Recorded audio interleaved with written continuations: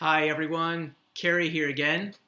Check out the previous videos I've made in this series by going to the bottom of any page on our website. You can click the link to our church's YouTube channel and you'll find them there, along with some other great resources. Speaking of YouTube, I recently watched a video there mentioning a number of good things that are happening in the midst of this COVID-19 crisis. How can we survive this season? One of the ways is to find out and celebrate the good things that are happening. So, with deference to John Krasinski,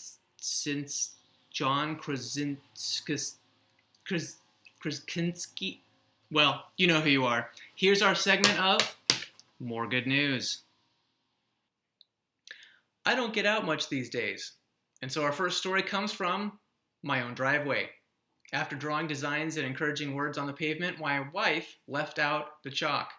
As the weeks went by, neighbors began adding their own messages, wishing each other happy Easter and other things like that. A few have been proven to be real artists. My wife recently bumped into one of our neighbors outside who told her, "Thank you, this chalk idea has really saved our family," unquote. I think we'll need to order more chalk soon. One of our greeters, in another story, named Michelle, volunteered to use her spare time at home to call some church folks our staff had not been able to reach out to yet. In one of those phone calls, she found out the lady on the other line was almost out of toilet paper. Michelle's family didn't have much left either, but she offered some of theirs. Later that day, Michelle was at Costco. A sign on the door said toilet paper was already out, but she gave it a try, got in a line, and received the third to last package of toilet paper in the entire store for the day. She was able to drop it off at this lady's house and have a great conversation. So you never know how God might use you to help someone else. All you have to do is be open and take a step of faith forward. Michelle's story leads to a phrase I'd like to offer you today. Even though we're sheltered at home, don't go through this season alone. Well, if you have some encouraging stories you'd like to share, or ones that you'd like to suggest for our More Good News segment next time, leave them in the comments below or email me at carrie@cypresschurch.net. Thanks. Our next segment follows up on that thought from Michelle's story. Even though we're sheltered at home, don't go through this season alone. This time has given us a lot of unique challenges. And a wonderful way to get help and be supported is to belong to a life group. Life groups are all online now, meeting through video chat software like Zoom, but still, even an online life group is a perfect place to get help and to give help to others. In a life group, we can live out the instructions given to us in the New Testament. Here's some examples.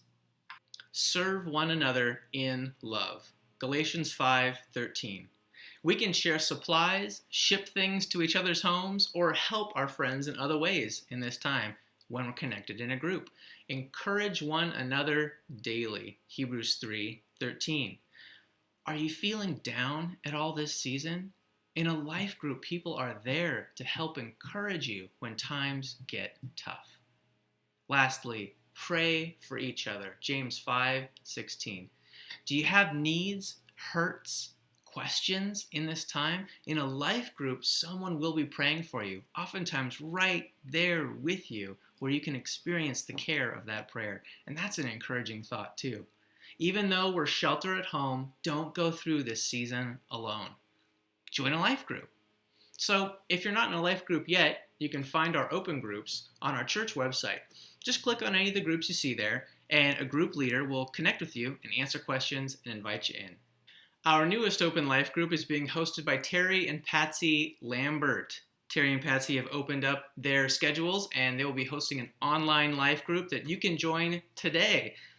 Lots of good time to pray, connect with each other, dive into God's Word, and be able to support, give help, and get help with each other. So I'd encourage you to check out the Lambert Life Group. This is a lot harder than it looks. Go ahead to our website. You can click on Terry and Patsy's faces, and you will see any of our other open online life groups there. Even though we're sheltered at home, don't go through this season alone. Join a life group. Glad you could join me today too. If there's any ways that you've been encouraged by others in your life group, or if you have questions about life groups, I'd love to hear about them. Just share them in the comments below or email me at carry@cypresschurch.net. Thanks for watching, everyone. And remember, even though we're shelter at home, don't go through this season alone. Join a life group.